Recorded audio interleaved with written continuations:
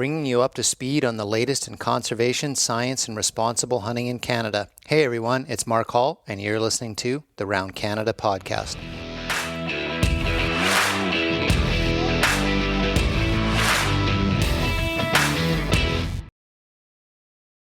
Last fall, one of our followers reached out to me and said, I want to support the work that you're doing at Blood Origins. And he was going to try to organize a fundraiser and give away a knife that he has custom made for his brand.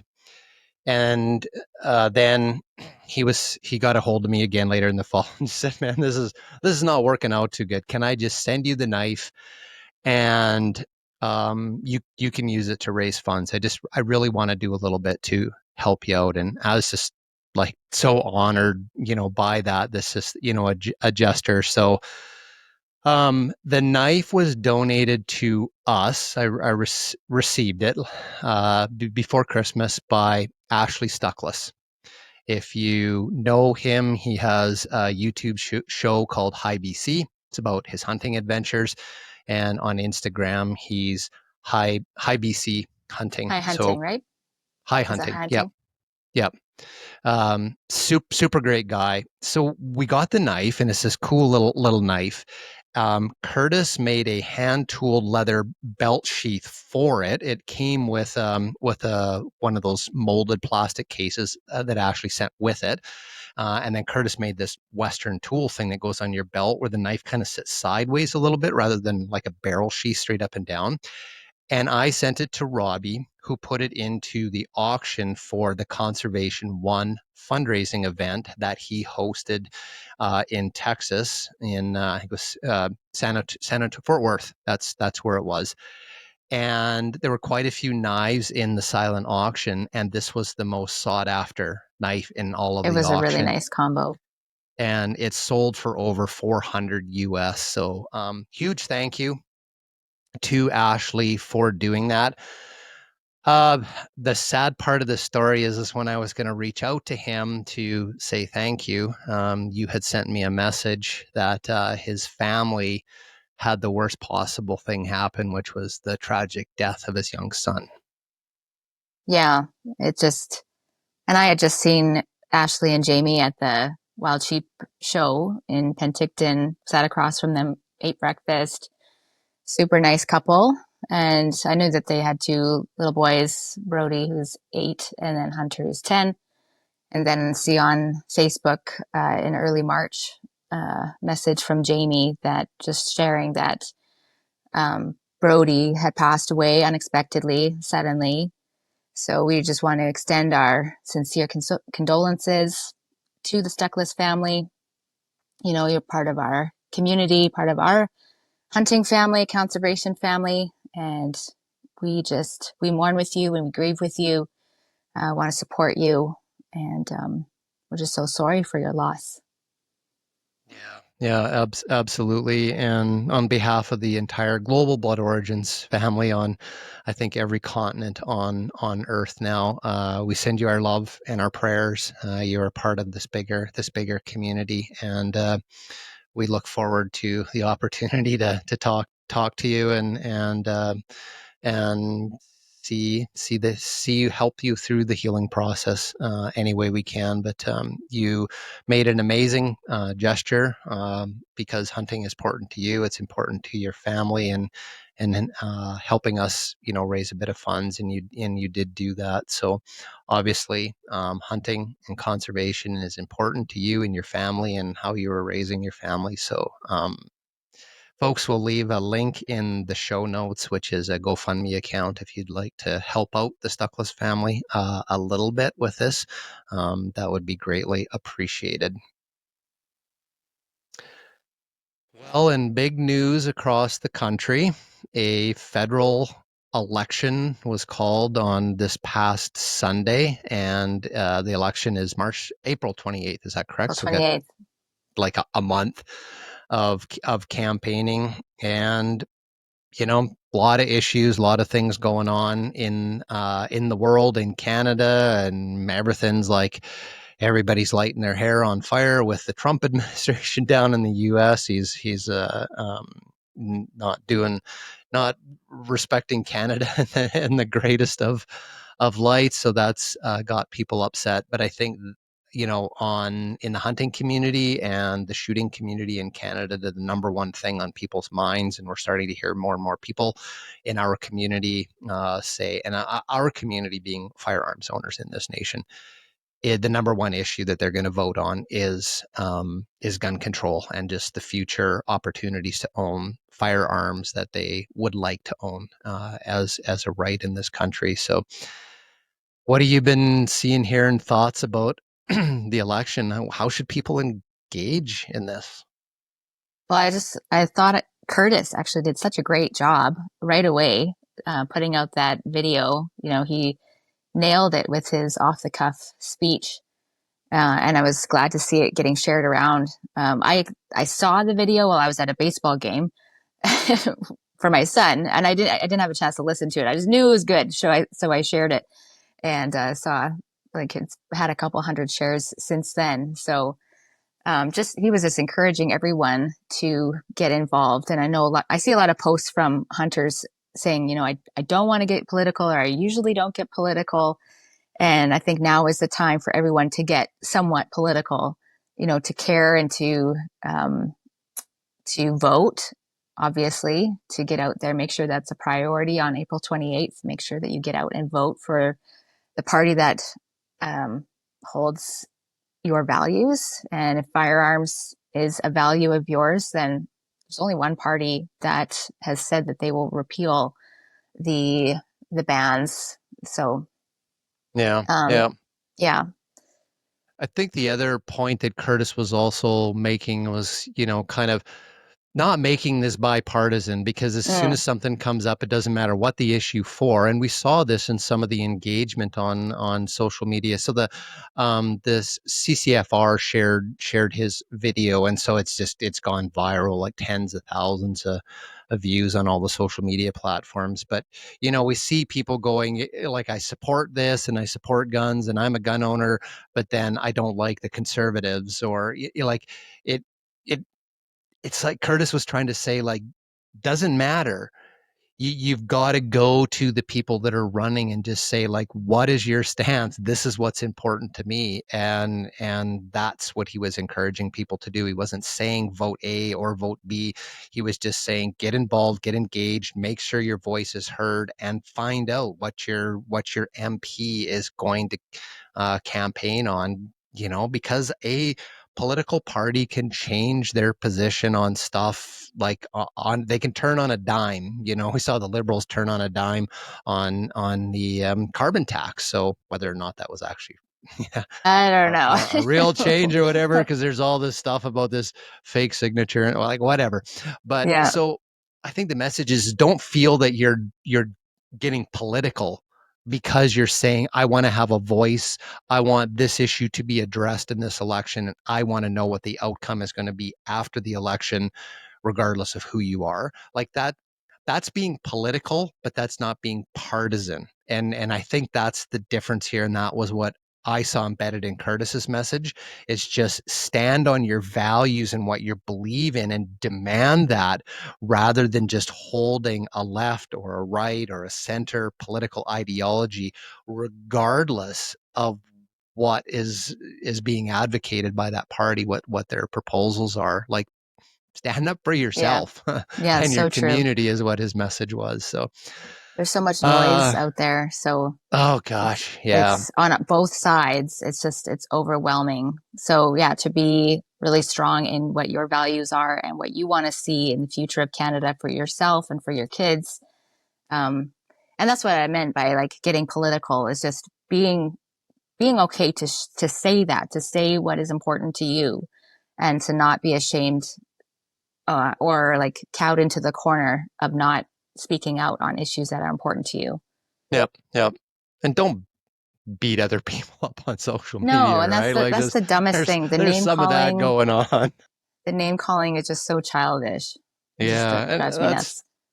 That's what that partisan ideology has led us Mm, down to, is just these entrenched positions, on ends of the political spectrum. If I will add anything, from a partisan perspective, Prime Minister Mark Carney appointed that lady hmm from the Polytechnique Society, whatever it are, that have expressly basically denounced gun ownership in the country.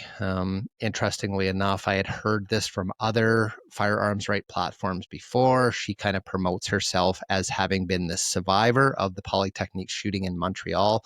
Apparently, she was nowhere near where the actual shooting took place. She was in no danger whatsoever. But it's this moniker that she's developed to be this person that's championing for guns right gun control. The doctors, what are they? The doctors for gun control, or whatever they're called. They're kind of like involved in this as well. And it's like some medical doctors. There's one particular doctor who's always on there, and I've seen interviews where he's just blatantly said nobody in this country needs to own a gun. So those are some things to keep in mind if Yeah, I'm going to go from this kind of airy fairy, kind of like get involved, to like saying this is what's happening on one side. And that's just the facts. That's just what the people that have been embraced by the Liberal Party on this topic have done recently, just literally days before the election was called. So all right. We'll keep current on what's happening in the federal election as we go. well, every day is going to be spicy, I'm sure. That's a good way to put it, spicy. God, you just layer everything on top of it, and annexing Canada and tariffs and cost of living, and gosh, people are just like overloaded. So just True. focus on one issue, folks. Just Yeah. focus on your gun rights and your kids' gun rights, and just put the blinders on to everything else till we're through this election. So, kind of a weird story coming out of Quebec on this controversy around crow hunt, a crow hunting tournament just south of Quebec City. I don't know if I can remember the date, whether it's actually already over, but a hunting organization in Quebec was organizing a uh, killing contest. That's the word everybody uses for crows in an agricultural area. And the SPCA in Quebec and other groups have come out condemning this. One of the quotes I read was, "Wildlife killing contests that encourage the killing of wildlife and offer prizes for performance should be banned in Quebec." The spokesperson for the hunting group said the SPCA is supposed to be there for animal cruelty, but they're not there to manage hunting. So it was getting a little spicy in There you Quebec go. over this topic, and it's a weird one. You How know, often does this happen? I couldn't tell from the article. Is this like an annual event? this sounded like it might have been like the first time, and you know what? So the hunter group spokesman said local farmers are happy to see us since crows are pests for some people and get into farmers' crops and fields. So there's like a core sort of thing here, and it's agricultural damage from you know crows and ravens and stuff, and the whole thing of problems that they can cause with newborns and whatnot, and it's some lethal animal control around farm operations. I don't think a lot of people have issues with that. Some people do. Should coexist, sort of thing. So I think there was an opportunity to kind of leverage the reality of how hunting can be a management tool in these agriculture areas in dealing with the impacts of wildlife. We see it in the U.S. Around catfish farming and cormorants. We see it in the Fraser Valley, and the coast of BC with ducks and geese and farm operations, which is what the pit waterfowler guys, are doing with their hunting almost year round in and around the agriculture operations. A big part for crop depredation. So I think there was a way to bundle this thing up and maybe sell it as this very selective, hunt and mitigating the numbers of crows around these farm operations, rather than selling it as the killing The killing contest. contest, yes, it just doesn't sound good.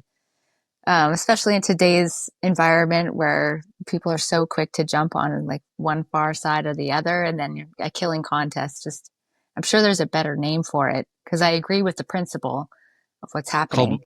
It's called wildlife management. Right. Yeah. And this is where hunting is used as a wildlife management tool. Alberta has the same thing with, elk depredation on crops. They have a depredation hunt on that. Saskatchewan has a depredation hunt on deer and elk that are congregating, around the ag areas as well. So, yeah. And this is kind of the spokesman for the hunter group said. He said it's a question of being for or against hunting, and that to me seemed like just a little bit too binary. It's like if you're against the killing contest, then you're just against hunting. Where there's a more nuanced story here in the way public is perceiving, winning prizes for killing wildlife as opposed to, this true need for some management. And that's where I think when it comes to predators and nuisance animals and stuff, like we've got to separate hunting, general hunting that you go do when you want to put some meat in your freezer, and population control or depredation control. And we need to have some data like around that to say this is the impacts that are happening now. This is the solution is going to be a hunt and X numbers of animals or birds removed.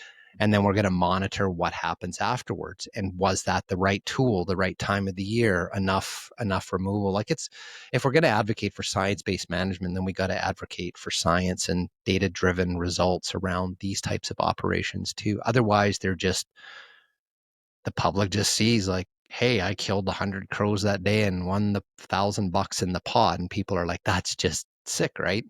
Yeah, And that's living up that's to people's like just the plaid Elmer Fudd kind of hunter, just going out and killing stuff because just for the fun of it. It's yeah. just it's too easy. We're making it too easy for people to not like us, And I when you think call it that. this comes back to something that Robbie said years ago. It's like, does this help or hurt hunting as seen through the lens of a non-hunter? So Exactly. when we package wildlife management, depredation control, and the use of hunting as a tool for that. Hunters are out there doing it for free. When we bundle that under the auspices of a killing contest and monetary rewards, how does that look through the lens of a non-hunter? And that's what we should be thinking of rather than just, sort of saying, well, if you're against killing contests and you're against all hunting.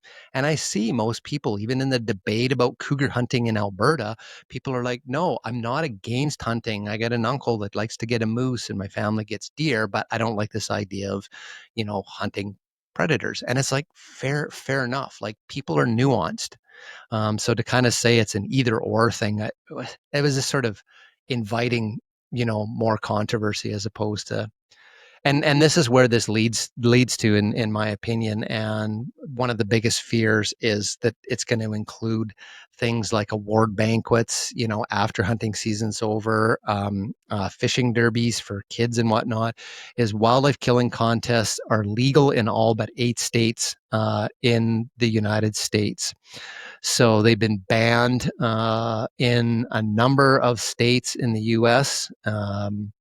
And their last 2023, I don't know what the results of this. Illinois, Nevada, New Jersey, and Virginia all had introduced bills to ban contests. So I don't know, something to think about. But hey, send us your thoughts about this idea of a killing contest.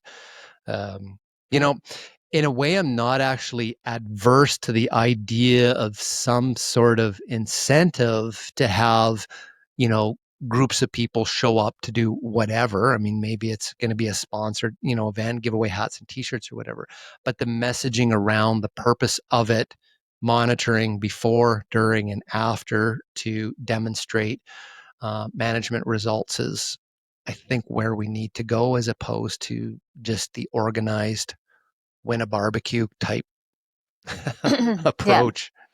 needs to be more communication of the why, and not just the how, but the why behind what's happening, and then the what afterwards, and Yeah, no, how it impacts its partnership between hunters and farmers in this situation, which is a good thing.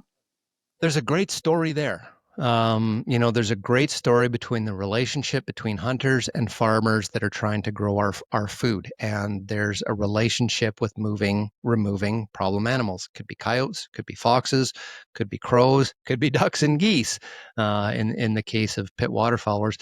So that's the story, I think. That's where we need to take people and tell that story so they see the relevance in it, Exactly. Yeah. and just kind of avoid these trigger words that immediately get spun and taken in a different direction, and then you can't reel people back to any type of Yeah. serious wildlife management discussion. So interesting, interesting. Um, so some more stuff happening in Alberta. Controversy around a bunch of hunting regulation changes that were announced last week. I had a discussion with somebody from Alberta yesterday, and basically the analogy is decisions are being made and changing, things around hunting regulations in the province of Alberta, and people are lighting their hair on fire. That's every little thing. People are lighting their hair on fire, and it's just become so political. It's ridiculous. So some of the changes that came in was, in Alberta, you have to have a minimum residency of 6 months in the province in order to get a hunting or trapping license. Makes sense. Same thing here in BC. And this is 6 months or 12 months. 6 months, I think. So that's just coming in line with other jurisdictions. The approval of the use of laser sights, so red dots, those types of things, scopes, red dot scopes, as long as they don't illuminate the animal, like it's got a big light. The red dot is just your aiming point, which is done by a laser as opposed to the crosshairs or the sights on your barrel. Uh, Gone to an electronic tag and licensing, digital licensing system. Disabled hunters, they address the issue of disabled hunters using powered wheelchairs because technically it was illegal to hunt from a motor vehicle. That was sort of, I guess, in a way discriminatory against people that were in wheelchairs. So that provision was Could see made. that. Pack goats and sheep were prohibited for using as pack animals in sheep range because they are species that can carry or do carry and transmit the MOVI bacteria, which is fatal to wild sheep populations. So BC did that a long time ago. I have a question about that one because I follow this fella from Washington who does the pat goat thing, and I asked him about it, and he just was sad for any Alberta hunters who use pat goats. I don't know any personally. Do you know of anyone in Alberta that uses pat goats? Um, No, so I don't know, but he sent me this whole his whole website for the community that he's part of with the pat goats and how they mitigate any chance of cross contamination between their domestic animals and the wild animals and everything. Seemed pretty safe, but he was just like he felt badly for anyone that it would affect here in Alberta. I don't know if it does or what anybody that it would yeah, impact. I'm I'd not like to sure hear if from there's someone. there's a big, pat goat business in Alberta, but maybe there is. Maybe we'll learn about that after this show. So, you know, part of the issues is the domestic livestock, the sheep and goats are the ones that are transmitting the MOVI bacteria to wild sheep, and it's fatal. Here in BC, the Right to Farm Act prevents the government from having any regulatory controls over farmed sheep and goats on private farmland that live adjacent to wild sheep. So I literally just like 20 minutes away from here, there are sheep farms. And right on the other side of it on Crown land is where the bighorn sheep are standing when they come down to winter. They've done studies that a domestic sheep that has the bacteria that sneezes, that bacteria can be carried in the aerosol of the sneeze up to 90 meters. Oh, So a wow. That fence was my and a next double question. fence that does not prevent physical contact is still causing the disease can still be transmitted. So I see. the government has no control over testing those herds for the benefit of wild sheep. It's simply being done in BC under voluntary um, testing, programs. And then if a domestic sheep is infected, like, then the owner's encouraged to remove that animal. I'm not 100% sure on the requirements in Alberta for doing that, but it becomes kind of a regulatory thing. If you have somebody that's doing an amazing job that has all of these like perfectly healthy animals and they're tested every period of time, okay, they don't have the disease, they could go packing in the backcountry.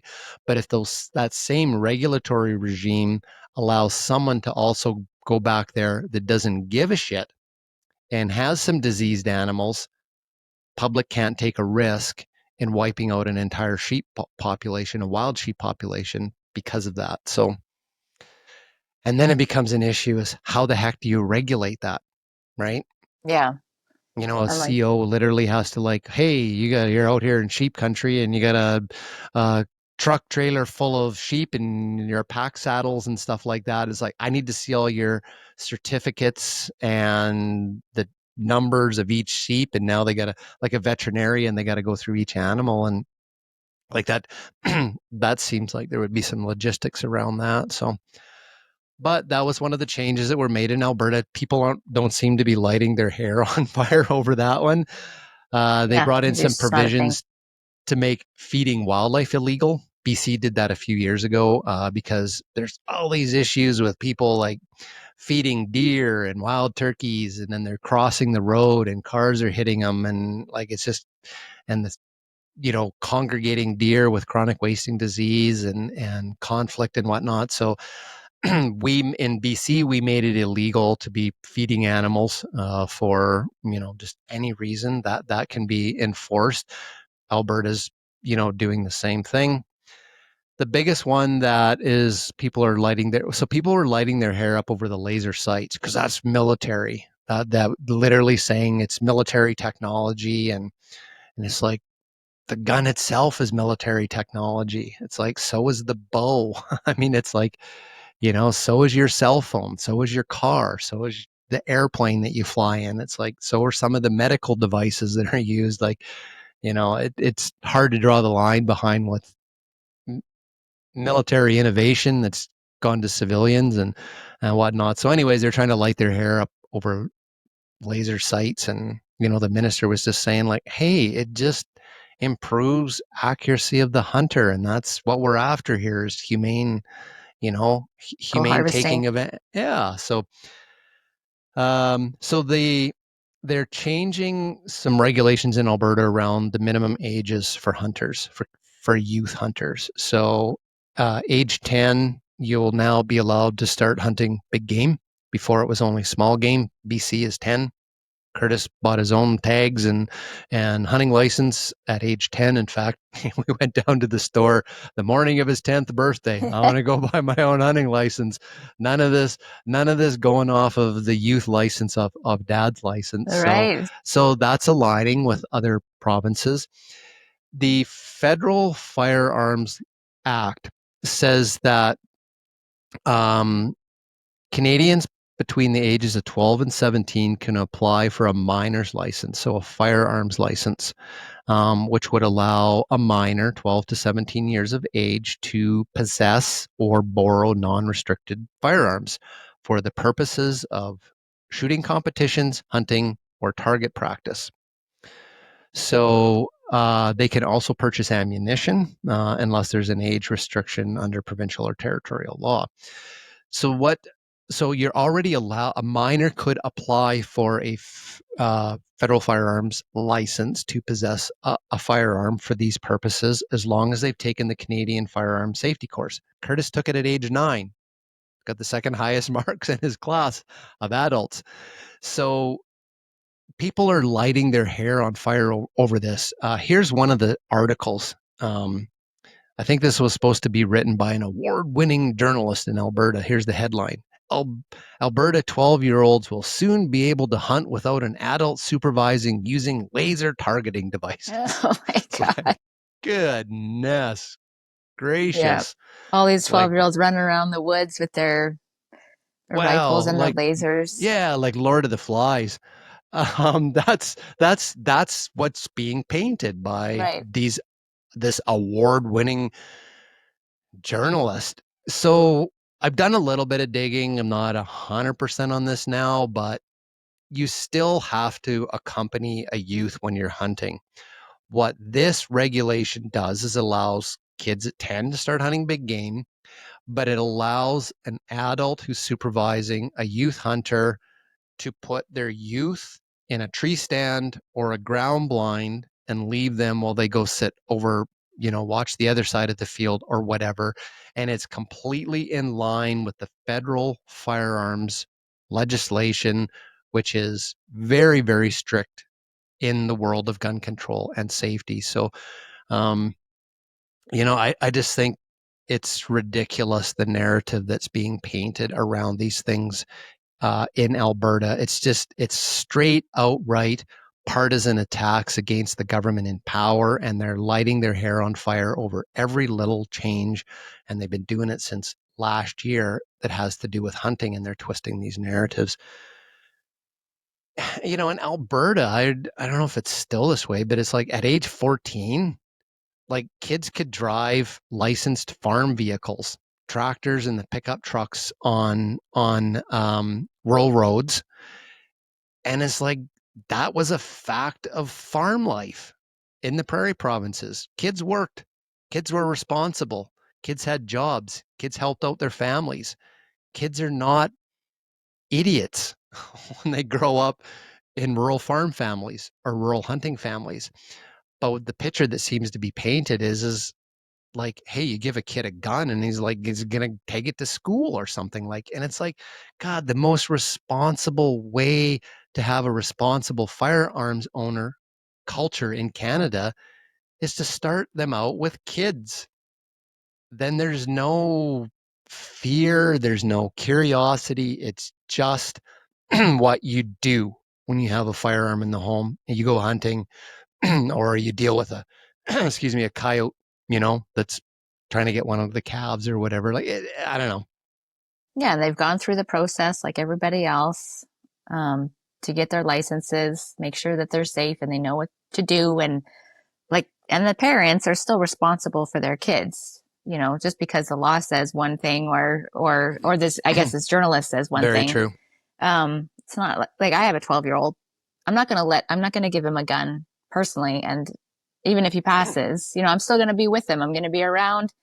And And in BC you have to. So yeah, and I'm not just if this, yeah, it's just so overblown, and um, it is ridiculous the way that they just blow these things out of proportion to make people so emotional, and then dropping the name of the minister and belittling his name and his role in society is really uncalled for. So it's unfortunate, but people will just read this at face value and take it as such, and then just write us off as gun fanatics that want to give our yeah. kids weapons with lasers and go tromping off in the bush to shoot up whatever they can find. It's But you know ridiculous. what? Those same people that are lighting their hair on fire over this probably give their kids paintball guns and airsoft guns and camo and stuff and send them off to one of those paintball field things for the day and drop them off there, and they're shooting each other. They're learning to like put a scope on on another person and smack them with a paintball or whatever. I mean, it's Well, even fun. I got video games. nothing Video against games it. are Video games so are they're so violent. Like I've had to shut down some of the stuff that my kids have opened up. And I'm like, no way, this is way too violent. And yes, other people's kids can play it, but it's just, I think I know. that's the mentality, especially with the lasers too. Like at least for me, I think of a lot of the video games that the kids play now, and so, but the video game gun with the laser is not the same as real life gun with the laser and its purpose. And folks are going to say, well, that's just a game. A kid with an actual firearm on a field, trying to shoot a deer, is different because it could be the farmer. And it's sort of like, well, there's an interesting. Years ago, I read this really interesting study that back in World War II, when it was in the U.S., when they were recruiting into the military, the single biggest problem they had with new recruits was what they called the fire rate, which was trying to get a new recruit in the military to actually put their sights on a silhouette of a human person and pull the trigger. Mm, They were doing range firing training exercises, and they were purposely like not wanting to hit the person.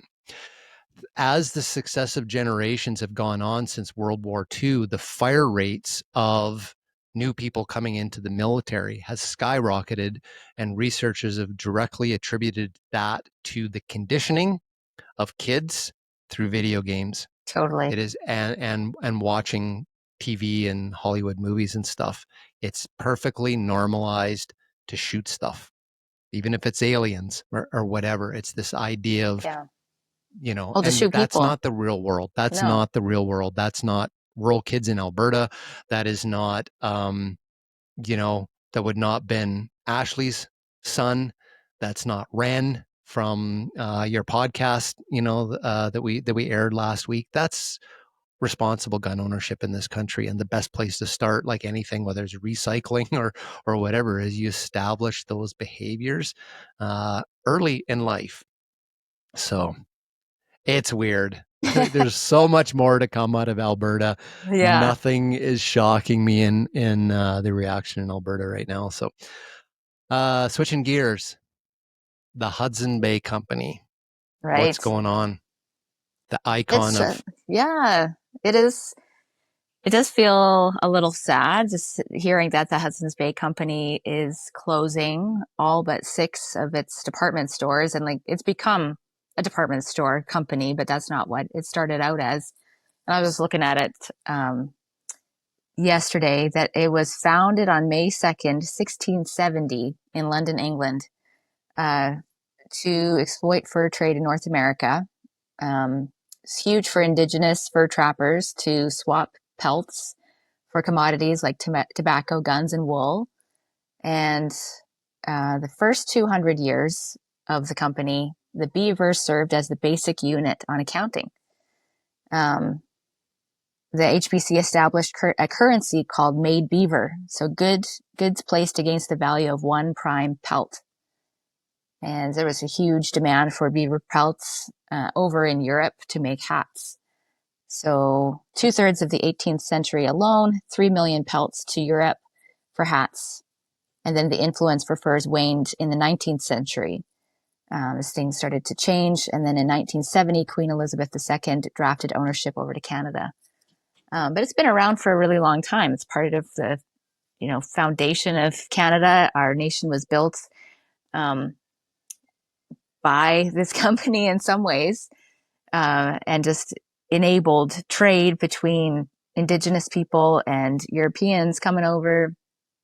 And yeah, now that that is closing, it just feels like part of Canada is kind of dying as well, which is sad. I don't know. At least yeah. for me, it feels like a little bit of our history has died. That ember has gone out, and it feels a little sad to me. Yeah, exactly. It was kind of like when Tim Hortons got sold to an American businessman. So Well, even I think HBC was sold to America, wasn't oh, it? okay, there. Um, I'm not sure.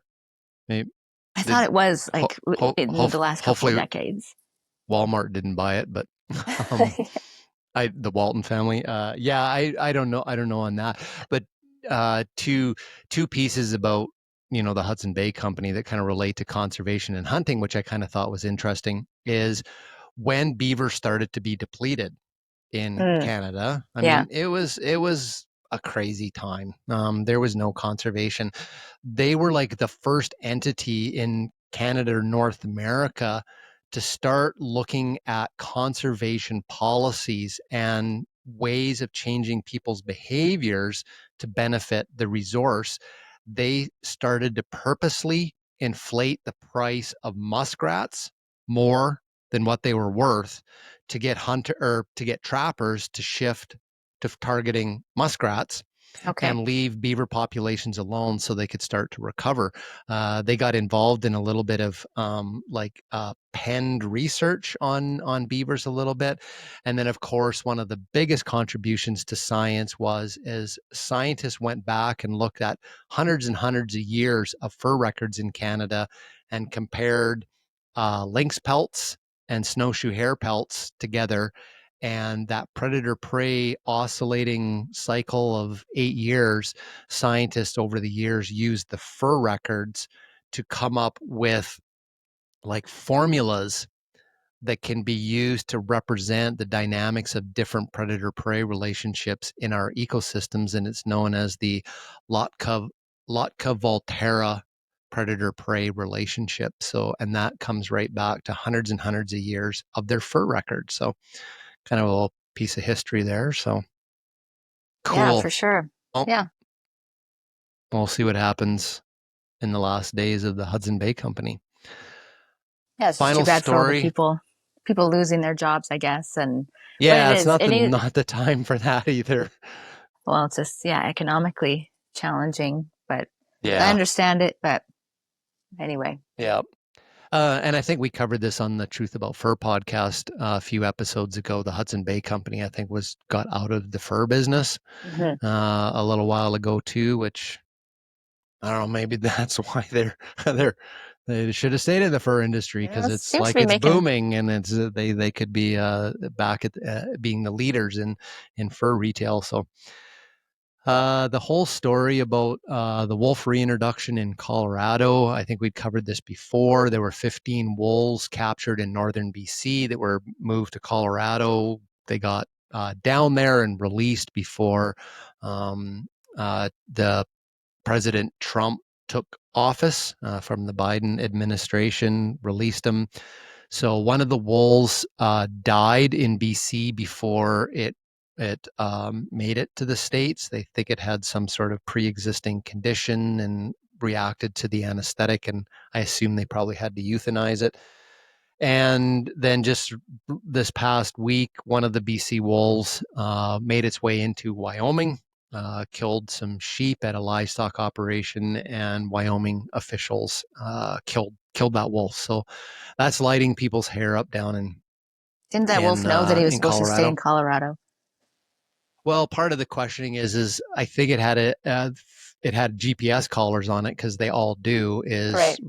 There's questions coming up where it's like, why didn't Colorado see that it was Moving. headed out of state I see. and Yeah. go capture it and get it back into Colorado? I think that's part of the reintroduction plan is they're supposed to be keeping tabs on them, and if they're moving too close to like certain areas in Colorado, they Mm. go scoop them up and remove them. That happened last summer where they went and did that, and then it was an adult breeding adult pair, and I think three offspring, and that turned into a cluster because the male ended up dying.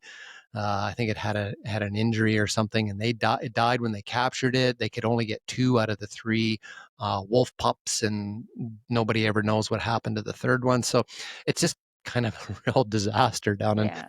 in Colorado. But it's like that's the law. That's what people voted for to make this happen. And I think the challenge. There's some initiatives in Colorado to move a proposition into the next ballot election, next federal election in the U.S. to basically change laws so that this could never happen again. Like people vote on something like a wolf reintroduction, Hmm. and it's a little bit of what's hard to sell to the pro wolf advocates in Colorado would be, yeah, a wolf from BC died, but these wolves were marked to be killed in BC. They weren't coming from wilderness areas. They were coming from the caribou recovery areas where, Mm, had they not been captured and moved to Colorado, they would have been killed in January, February from gunners in the helicopters. That's where they decided to take them from. So I see. it's a tough sell to the part of the Colorado public about these wolves, because they would have been dead anyways. And I just sort of said we need to figure out how to address that in the minds of Colorado public voters, because to some of them, they're going to say, well, it was very expensive, but at least these wolves were given a chance at life. They had no chance where they were in BC. This was giving them a chance. Maybe the odd one gets killed here and there, but some of them survive and breed, and whatever. So that's a really tough part of the debate that's happening in Colorado, is trying to say, like, look how bad it was to take these wolves from the north of British Columbia and these pristine wilderness environment and put them in Colorado. Now they're having to kill them, and it's like, well, that's not actually where they were coming Okay. from in BC. So let's be open and honest about that. They were going to be killed regardless. Now you need to be able to engage the public in Colorado with a different way of coming at this that resonates with people, because I think right now they're seeing it was worth moving the wolves rather than killing them in BC. So, well, Yeah, that's everything that's going on that's what we in got. Canada. So, thanks for listening, folks, and you're up to date on what's going on around Canada. See you next time. Enjoy Arizona, which is, we didn't tell people that's where you Yeah, are. I'm in Arizona. The most exciting critter I've seen so far is a quail in a little parking lot. Well, that's Darren, cool. Darren up. I saw it as we were doing a U-turn, and I'm like, "There's a quail! There's a quail!" my kid and my husband were like, "Okay, great." Um, Typical hunter get in a car crash because you see a there's a bird. quail. Um, yeah, Darren Epp, he had been in this area recently, and he said, "You got to go to Tortilla Flats." So we went all the way there. It was beautiful, stunning. I was looking around for any wild sheep or any interesting critter I could find, but the only thing that I found was the tail of a bunny. We got out and did some wandering around. I just found the some, tail. So, some but predator it's prey beautiful here. dynamics Yep. going on in Arizona. Cool. All right. Well, Having a great enjoy. time. Look forward to having you back in British Columbia, and the Women Shaping Conservation Summit That's is right. coming up pretty Next quick that you're going to weekend. be going to. So Yeah, there's going to be a lot of cool stuff coming from Dana about conservation and the summit in Vancouver. So looking forward to that. absolutely. Yeah. Cool. Enjoy Arizona. Thanks. Thanks. Thanks for Bye. listening, everybody.